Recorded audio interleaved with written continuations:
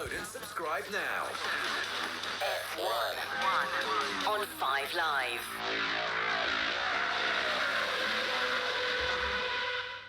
It's 5 Live Breakfast, 6:48. Now, there have been some worrying headlines in recent weeks that we may soon be reaching the same hospital capacity we saw in the first wave of COVID-19.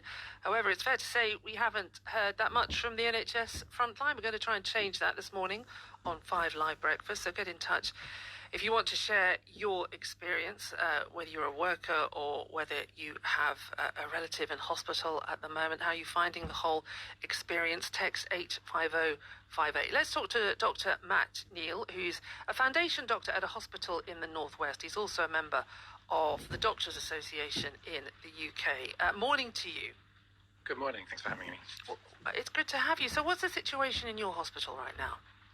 Sure. So I'm not an ITU doctor, but I work on the front line and the medical wards generally. I think certainly in the last few weeks we've seen massive increase in the numbers of patients being admitted to hospital, not only from the kind of 80 plus age range, but also younger patients who are needing kind of regular oxygen sort of therapy and that sort of thing. I think at the peak of admissions during the first wave, we saw around 3,000 patients across the Northwest. I think now during the second wave we're around just over 2,000, 2,100, something like that. So we're definitely getting to the kind of worrying point now where we're starting to worry about bed allocations and things like that. And kind of similar picture with things like ventilator use. Thankfully, deaths have lagged a bit compared to what they were like last time, which is positive. But I guess the worry is that with increasing saturation of beds in hospital, that may not hold true for long.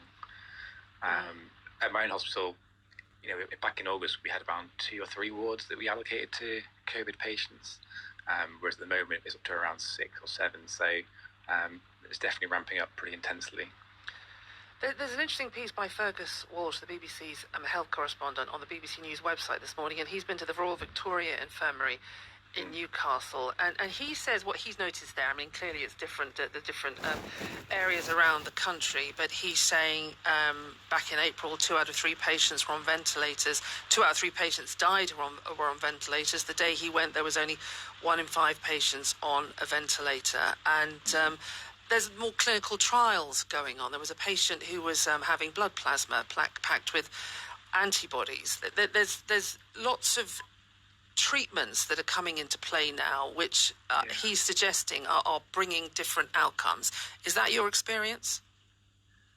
I think that seems to be what we're hearing, from across the UK. I think it's a different beast now, isn't it? And back in the first wave, we didn't know truly what we were dealing with, whereas now, as you mentioned, there are increasing treatment possibilities.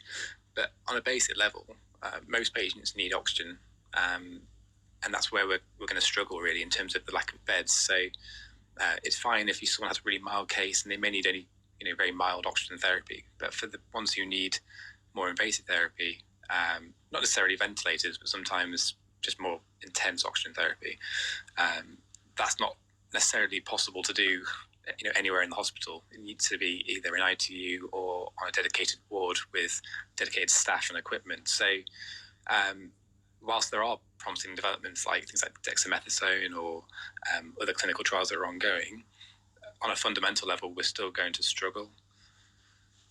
What kind of impact is the fact that your ITU ward is filling up? What is that having on other patients who may be coming to hospital not because they have COVID-19? Yeah, that's the worry, isn't it, really? During the first wave, we made this huge extra capacity just for coronavirus patients, and we sadly had to stop a lot of the elective treatments, kind of routine operations and things like that. Thus far, we've tried to minimise that during the second wave. We haven't had the same reallocation of staff that we had the first time round back to ITU, for example, just because we're conscious of obviously delaying care to other conditions, things like cancer treatments and things like that. But at the same time, it's going to become a threshold where we have to cross, really.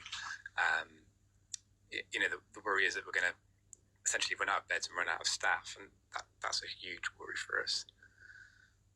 Thank you for joining us this morning, Matt. Dr. Matt Kneale there, Foundation Doctor at a hospital in the Northwest. He's also a member of the Doctors Association in the UK. So we're going to be checking in with the NHS, what the situation is, as you just heard there, with hospital beds, ICU, but also how staff on the inside are coping. A lot of focus on it last time round. We're in the second wave. It has begun, as we were just hearing there. So if you're working inside a hospital and you want to share your experience